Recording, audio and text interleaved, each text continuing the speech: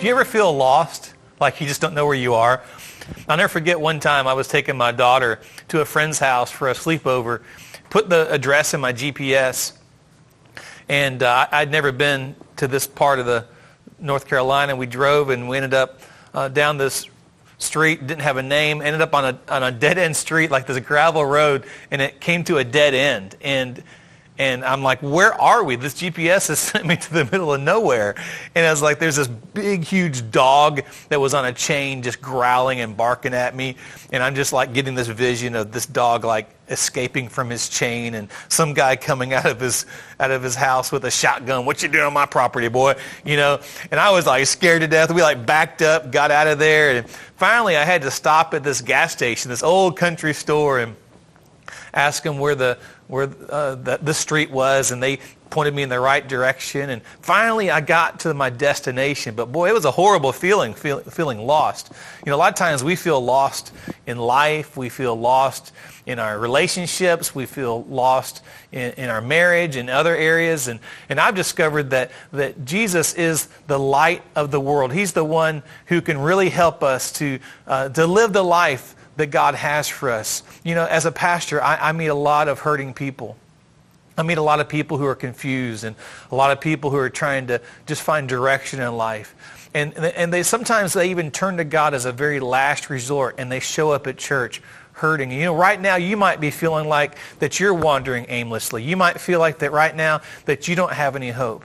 But here's what I do know, is that Jesus is the light of the world. And when he declares, I am the light of the world, you and I, we don't have to be wandering lost without any hope, without any direction. We're aimlessly wandering this life without God. But because he is the light of the world, you and I, as we focus on the great I am, we can have direction and hope for our future. When I was in college, I was on the wrestling team. In fact, I had a scholarship to wrestle, and it was during my freshman year that God called me to ministry. And it wasn't long after that, after submitting to God's call on my life, that I had an opportunity to sign up and audition for one of the teams at Liberty. And this team in particular would do a little drama, would do some music. They'd travel around to different churches and do youth camps and church services and stuff like that. I thought this is the perfect team for me, because I grew up as a kid doing drama and theater. My mom was actually the drama leader in our church, and also did music growing up, and was in the band and sang in the choir and made all state in choir. And so I thought, man, this is just the perfect team for me. And so I auditioned for it, and I made the first cuts, and then I made the second cut, and it came around to the third cuts, and I looked and my name was not on the list. You ever felt like that? Like you were expecting something and then your name wasn't on the list. And I was so crushed and disappointed. And later on, God opened up a whole nother door that was so much better. In fact, that door led me to even what I'm doing today. If I had taken that other door, if I had chosen and actually was able to get the position on that team, it would have sent my path in a whole different direction, and I would have never become the pastor and helped start this church. And it was because of God leading me to the right door. See, here's the question that I want to ask you guys, is what are you looking for? What are you looking for in life? Now, Jesus declares, he says, I am the door.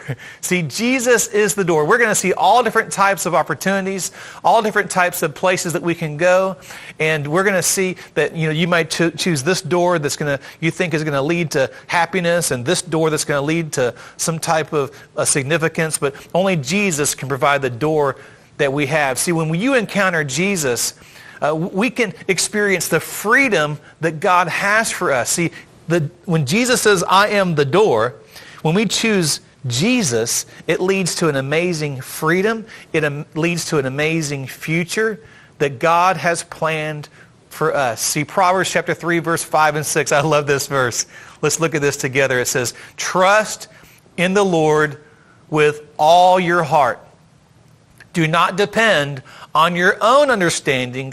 Seek his will in all you do, and he will show you which path to take. or he will show you which door to walk through. See, when you choose Jesus as the God who says, I am the door, that door leads you to other opportunities to live out God's plan for your life. So today, let that sink in. That if you're asking the question, what am I looking for? Look to Jesus who declares, I am the door.